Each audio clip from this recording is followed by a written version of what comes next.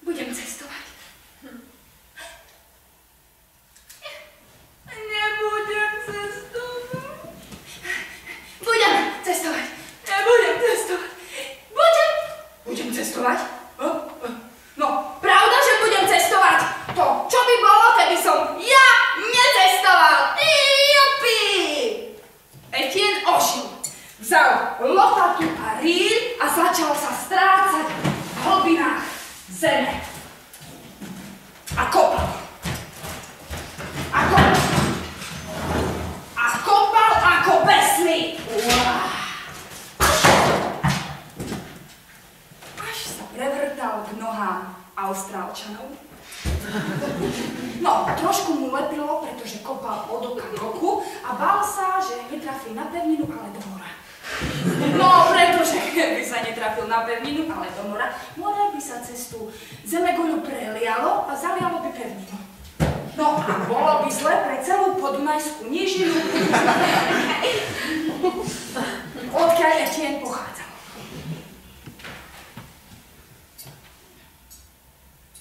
Jump. Jump. Jump. Jump. Jump. Jump. Jump, jump, jump, jump, jump, jump, jump, jump, jump, jump, jump, jump, jump, jump. Game over.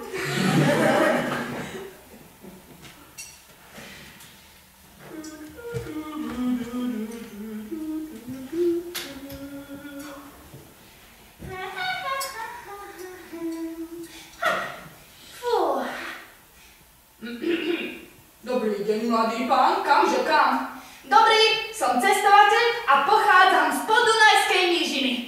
Aha, tak mi prosím vás ukážte cestovný pas. Ale prepáčte, pán policajt, ja tu nie som loďou ani lietadlom, ja som tu vlastne doma. No, doma na záhrade som si len tak kopal a kopal, až som tu. Hranice som neprekročil a predsa som v druhom štáte. Veď to je čestné. Aha, OK. Ale, pán Etienne, volám sa Etienne a musím cestovať ináč. Zomriem. No, dobre, v poriadku. Tak, dobre, to s tým pasom je v poriadku, ale dopustili ste sa iného vážneho priestupku. No v našom štáte sú krtkovia škodná. A vy ste sa sem prerili ako krtko. Takže ak nechcete ísť do basy, šup ho sem no a späť do svojej diery a hláste sa čo najrýchlejšie na policajnej stanici v Podunajskej nížine.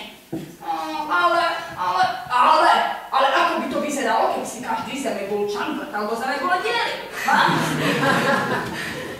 O čo skoro by sme vyzerali ako Emmental. Dovidenia. Goodbye. Etienne sa pekne pozdravil a prášil krížom cez zemeguľu naspäť domov.